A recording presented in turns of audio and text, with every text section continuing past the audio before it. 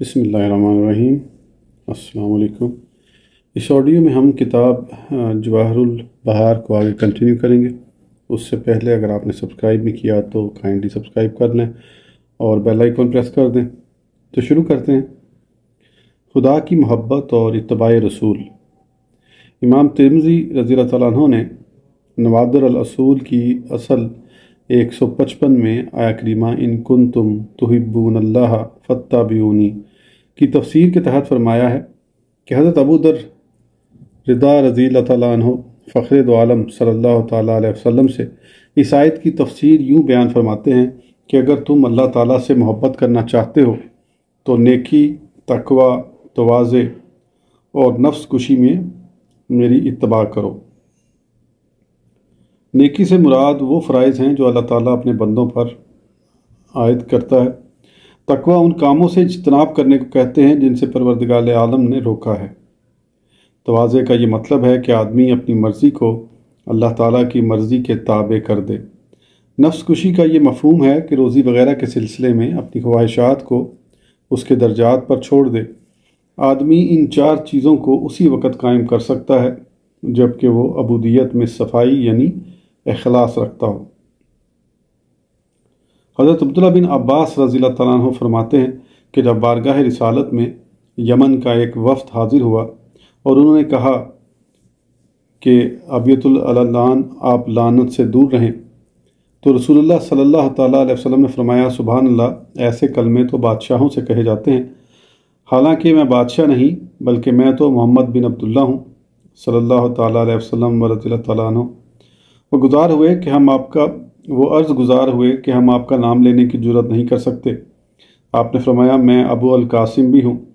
वो अर्ज़ करने लगे, ए अबू अल कासिम सल्लल्लाहु तआला अलैहि वसल्लम, हम आपसे एक चीज़ छुपा रहे हैं। आपने इरशाद फरमाया सुभान अल्लाह, ऐसा तो काहिनों के साथ किया जाता है लेकिन मैं काहिन नहीं हूँ। उनकी तस्दीक करने वालों और कहानत को दोज़ख में देखता हूँ, लेकिन मैं काहिनों, उनकी तस्दीक करने वालों और कहानत को दोज़ख में देखता हूँ। उनमें से एक शख्स पूछने लगा, इस बात की गवाही कौन सी चीज़ देती है कि आप अल्लाह के रसूल हैं?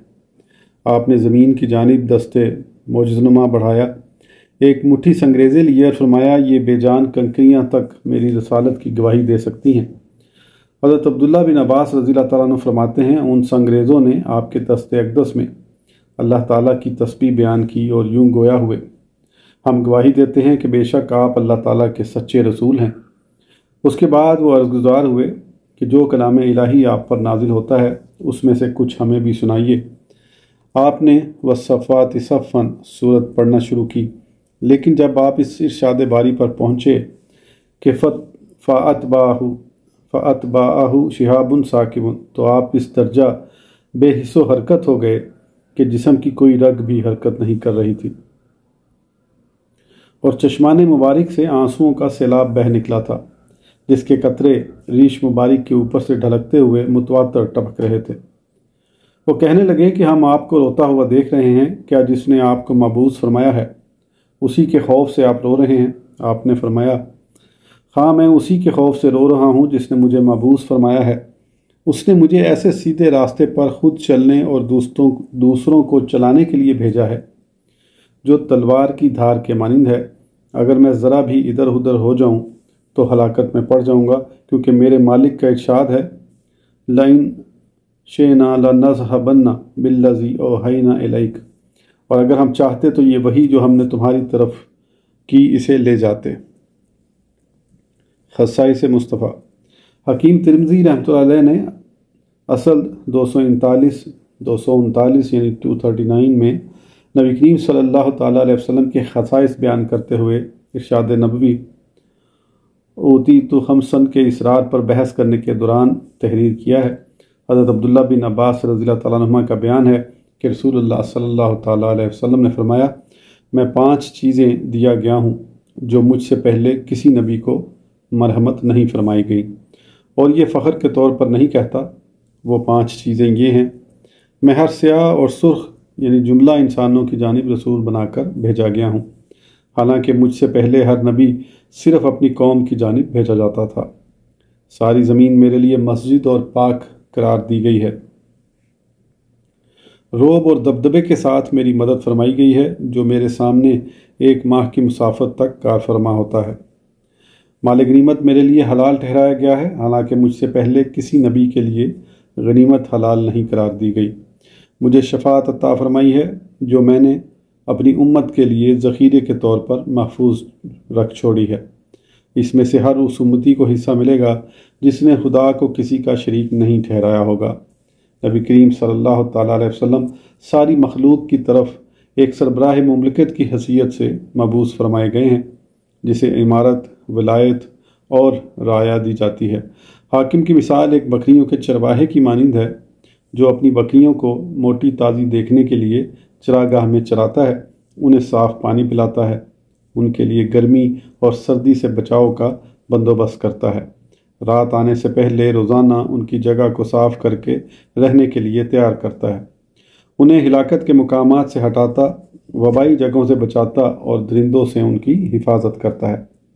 اگر ایک بکری ریوڑ سے علیحدہ ہو جاتی ہے تو اسے ہانک کر دوسری بکریوں میں لاتا ہے، لنگڑی بکری کا خیال رکھتا اور بیمار بکریوں کو دوائی کھلاتا ہے، دودھ اور ان کی پشم وغیرہ کو مالک کے لیے محفوظ رکھتا ہے۔ مخلص ایسے ہی چرواہے کو کہتے ہیں اور ایسے ہی شخص کو اس کی پوری اجرت دی جاتی ہے۔ وہ چرواہا ریوڑ کے مالک سے بلحاظ اس کی ملکیت کے اچھے سے اچھے معاوضے کا بجا طور پر امیدوار رہتا ہے۔ پس رسول اللہ صلی اللہ تعالیٰ علیہ وسلم ساری مخلوق کے نگہبان ہیں اور جملہ مخلوق ان کا ریوڑ۔ اس ریوڑ کی حفاظت ہی کے لیے باری تعالیٰ شانہ نے انہیں مبعوث فرمایا ہے۔ شریعت مطہرہ اس ریوڑ کے چرنے کی وادی ہے، کون سی چیز بکریاں کھائیں تو نفع پہنچائے گی اور کون سی نقصان دہ ہے۔ اسی لیے شریعت مطہرہ نے بعض چیزوں کو حلال اور بعض کو حرام ٹھہرایا ہے، اور ریوڑ کو صاف پانی کی جگہ پر لے جانا، اس سے مراد علم کے چشمہ صافی سے انہیں سیراب کرنا ہے۔ گرمی سردی سے بچاؤ کی تدبیروں سے مراد زندگی کی استعداد اور تندرستی ہے، یعنی بڑھاپے سے پہلے قوت جوانی اور موت سے پہلے صحت یا مرض۔ رہنے کی جگہ تیار رکھنے سے مراد یہ ہے کہ فتنے جو رات کے اندھیرے کی طرح چھاتے ہیں، ان سے محفوظ رہنے کے ذرائع اور امن و امان کی جگہ تلاش کرنا جہاں آرام سے رہا جا سکے۔ انہیں ہلاکت کی جگہوں سے روکنے کا مطلب نفسانی خواہشات سے بچانا ہے، کیونکہ خواہشات ہی ہلاکت کا سبب ہیں۔ پوالی جگہوں سے بچانا یہ ہے کہ انہیں اس قسم کی خوشیوں سے بچانا ہے جو دلوں میں سما جاتی ہیں اور ان کے باعث اچھے بھلے دل بیمار ہو جاتے ہیں۔ بچھڑنے والی بکری کی بھیڑیوں کے خوف سے حفاظت کرنا یہی ہے کہ لوگوں کو شیطان کے پھندوں میں پھنسنے سے بچاتے ہیں تاکہ وہ لعین انہیں گناہوں میں ملوث نہ کر دے۔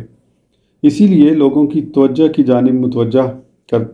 توبہ کی جانب متوجہ کرتے رہتے ہیں اور افسردہ دلوں کو تسلی دے کر ان کی امداد کرتے رہتے ہیں۔ بیمار بکری کی دعا دارو کرنے سے مراد ہے کہ جو شخص شتر بے مہار بنا ہوا ہو اسے واعظ نصیحت کر کے راہ راست پر لانے کی کوشش کرتے ہیں اور پند و نصائح کے ذریعے ان کو نفوس کے فتنوں سے نجات دلاتے ہیں۔ ان کے بچوں کی باربرداری کرنے کا مطلب یہ ہے کہ بچوں کو زیور تعلیم و ادب سے آراستہ کرنے کی تلقین فرماتے ہیں۔ دودھ اور پشم وغیرہ کو مالک کے لیے محفوظ رکھنے کا یہ مفہوم ہے کہ لوگوں کے لیے وہ دعائیں مانگتے، استغفار کرتے اور ان کے اعمال کی مقبولیت کے لیے دستے بدعا رہتے ہیں۔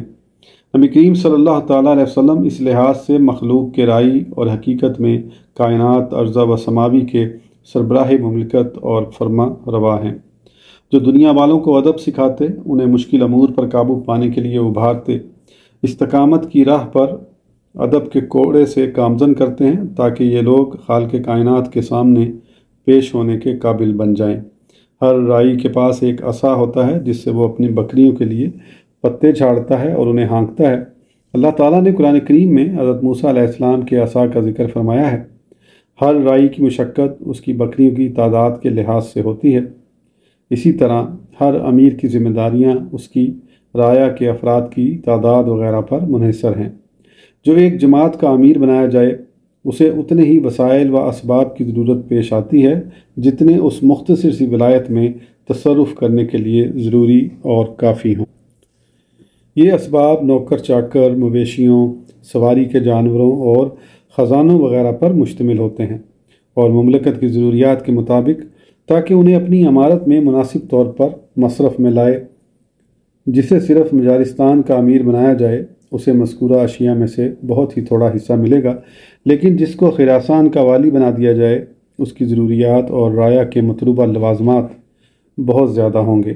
جو امیر المومنین ہو اس کی ضروریات والی خراسان سے بھی زیادہ ہوں گی، لیکن جس کی بادشاہی مشرق سے مغرب، شمال سے جنوب اور عرش معلیٰ سے تخت الثریٰ تک ہو، اس کے لیے تو بہت ہی زیادہ خزانے درکار ہوں گے تاکہ وہ اپنی مملکت کا بخیر و خوبی انتظام و اہتمام کر سکے۔ ہر نبی کو اس کی قوم کی طرف مبعوث فرمایا گیا۔ بارگاہ رسالت کے مطابق انہیں توحید کے خزانے اور معرفت کے جواہر عطا فرمائے گئے۔ پس جس رسول کو زمین کے ایک گوشے میں بسنے والی اس کی قوم کی جانب بھیجا گیا، اس کو نبوت کے معاون اسباب، معجزات وغیرہ اور دیگر خزانوں سے اس کی ذمہ داریوں اور رعایا کی تعداد کے مطابق حصہ ملا۔ لیکن جس کو زمین پر بسنے والی ساری مخلوق کی جانب بھیجا گیا ہو، خواہ وہ انسان ہوں یا جنات، وہ ہمارے آقا و مولا جناب محمد رسول اللہ صلی اللہ تعالیٰ علیہ وسلم ہیں۔ آپ کو علوم و معرفت سے اتنا ہی وافر حصہ ملا جس طرح آپ کی بعثت عالمگیر ہے، تاکہ اپنی ساری رعایت کا بندوبست کر سکیں۔ اسی لیے آپ نے فرمایا ہے کہ بوسیتو الی الاحمر والاسود، میں ہر سرخ و سیاہ کی جانب مبعوث ہوا ہوں۔ اور اسی لیے باری تعالیٰ شانہ نے فرمایا ہے وما ارسلناک الا کافۃ للناس۔ آگے زیر زبر نہیں ہے تو میں اس کو نہیں پڑھ رہا۔ ترجمہ: نہیں بھیجا ہم نے تمہیں مگر تمام لوگوں کے لیے رسول بنا کر، اسی کے مطابق جیسا کہ ملک کی ولایت میں آپ کا حصہ ہے کہ آپ مشرق و مغرب اور جو کچھ ان کے درمیان ہے ان سب چیزوں کے مالک ہیں، کیونکہ جو ساری زمین کا مالک ہے وہی اس کے جواہرات اور معاون کا مالک ہے۔ لیکن جس کو زمین کے ایک کونے کا مالک بنایا گیا ہے وہ اسی کونے کے جواہرات کا مالک ہو سکتا ہے۔ اسی لیے تو سرور کون و مکان صلی اللہ تعالیٰ علیہ وسلم نے فرمایا ہے میں جامع کلمات دیا گیا ہوں، اور اسی لیے آپ کی کتاب دیگر تمام کتب کی جامع ہے۔ قرآن کریم مضامین کے لحاظ سے توریت، انجیل، زبور اور فرقان پر مشتمل ہے۔ اس کے علاوہ طوال مفصل اس امت کے لیے بصورت نافلہ خصوصی انعام ہے۔ اللہ تعالیٰ نے آپ پر عربی زبان میں وحی نازل فرمائی جو سب زبانوں پر غالب ہے، کیونکہ اہل جنت کی زبان یہی ہے۔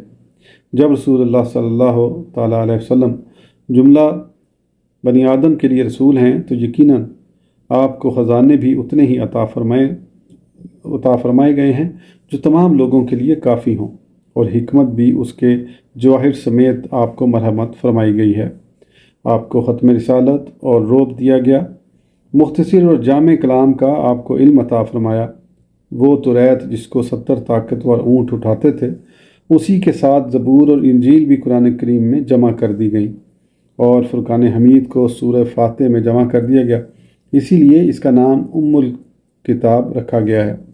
چنانچہ ارشاد باری تعالیٰ ہے وَلَقَدْ آتَيْنَاكَ سَبْعًا مِّنَ الْمَثَانِي وَالْقُرْآنِ الْعَظِيمِ، بے شک ہم نے تم کو 7 آیتیں دیں جو دہرائی جاتی ہیں اور عظمت والا قرآن۔ سورہ فاتح کی 7 آیات ہیں، اور اسے شافی اس لیے کہا گیا ہے کہ تمام کتابوں کو اللہ تعالیٰ نے لوح محفوظ میں جمع فرمایا ہوا ہے۔ لوگوں کی ضرورت معلومہ اور ان کی احتیاج کے مطابق اللہ تعالیٰ ان میں سے اپنے ہر رسول پر نازل فرماتا رہا، لیکن سورہ فاتح کو ان سب سے مستثنیٰ کر لیا اور اسے امت مرحومہ کے لیے محفوظ رکھا، کیونکہ توریت، زبور، انجیل اور فرقان کے تمام علوم اسی ام القرآن سے نکلے ہیں۔ قرآن کریم اپنی اسی اصل سے مستخرج ہے، اور باقی تمام کتابیں قرآن مجید ہی سے نکلی ہیں۔ رسول اللہ صلی اللہ تعالیٰ علیہ وسلم نے فرمایا کہ میں توریت کی جگہ 7 طوال، انجیل کی جگہ مثانی، زبور کی جگہ معین دیا گیا ہوں، اور مفصل کے ساتھ مجھے فضیلت مرحمت فرمائی ہے۔ لیکن روز روشن کی طرح ان واضح حقائق کے باوجود جس کا دل اللہ تعالیٰ کی جانب سے اندھا ہو جاتا ہے اور اس میں نور ہدایت کا قحط پڑ گیا ہو، تو ایسا شخص نبی کریم صلی اللہ تعالیٰ علیہ وسلم کی نبوت کے آثار نہیں دیکھ سکتا، بلکہ وہ آپ کی ظاہری شخصیت اور جسم وغیرہ کو دیکھتا ہے۔ باری تعالیٰ شانہ نے اس حقیقت کو یوں واضح فرمایا ہے وَتَرَاهُمْ يَنْظُرُونَ إِلَيْكَ وَهُمْ لَا يُبْصِرُونَ، اور تو انہیں اور تو انہیں دیکھے کہ وہ تیری طرف دیکھ رہے ہیں اور انہیں کچھ بھی نہیں سوچتا۔ جسے اللہ تعالیٰ نے آپ کے نور کی جانب ہدایت فرمائی ہو اور اس کی قلبی آنکھیں کھلی ہوئی ہوں اور ان میں معرفت قرار پکڑ چکی ہو، تو اس کے ذریعے وہ آپ کی نبوت کے آثار کو واضح طور پر دیکھ لے گا، جو حیات، ذکاوت، بیداری، اطاعت، سرت، سبقت، چشم پوشی، کرم، وسعت، سخاوت، حیا، مسکنت، وقار اور حلم کے ساتھ مزین دیکھے گا، اور اعمال میں مسواک، حجامت، خوشبو اور جمع وغیرہ میں ایسی معرفت رکھنے والا نبوت پر رسالت کو بلند دیکھے گا۔ اور یہ خصوصیت ان حضرات کو شان جلال، صاحب حسن و جمال، پاکیزگی، شیریں کلامی، خوبصورتی، ملاحت، ہیبت اور دبدبہ و سلطنت کے باعث حاصل ہے، اور ان جملہ صفات عالیہ کی اصل یقین، محبت اور حیات سے ہے۔ رسول اللہ صلی اللہ تعالیٰ علیہ وسلم کی معرفت سے اہل ایمان صرف اسی قدر حاصل کر سکتے ہیں جتنی انہیں اللہ تعالیٰ کی معرفت حاصل ہوتی ہے۔ جس نے فخر دو عالم صلی اللہ تعالیٰ علیہ وسلم کی آپ کی مصاحبت میں رہ کر تصدیق کی، تو ایسی تصدیق کو محض معرفت کی بنا پر سمجھنا چاہیے، اور جس کسی کو آپ کی ذات گرامی کا علم ہوتا ہے اسی کے مطابق ظاہری آنکھ کے آئینے میں دیکھ سکتا ہے، جیسا کہ خصائل میں ہم بیان کر چکے ہیں۔ اسی طرح اللہ تعالیٰ کے نور سے وہی شخص زیادہ حصہ لے سکتا ہے جو سید عالم صلی اللہ تعالیٰ علیہ وسلم کی معرفت زیادہ حاصل ہوتی ہے، جسے سید عالم صلی اللہ تعالیٰ علیہ وسلم کی معرفت زیادہ حاصل ہوتی ہے، اور آپ کی قدر و منزلت، بزرگی اور ذات مقدس کا علم اسی کو زیادہ میسر آئے گا جو آپ کے ارشادات کو ماننے والا اور اپنی جان و مال کو آپ پر قربان کر دینے والا ہو۔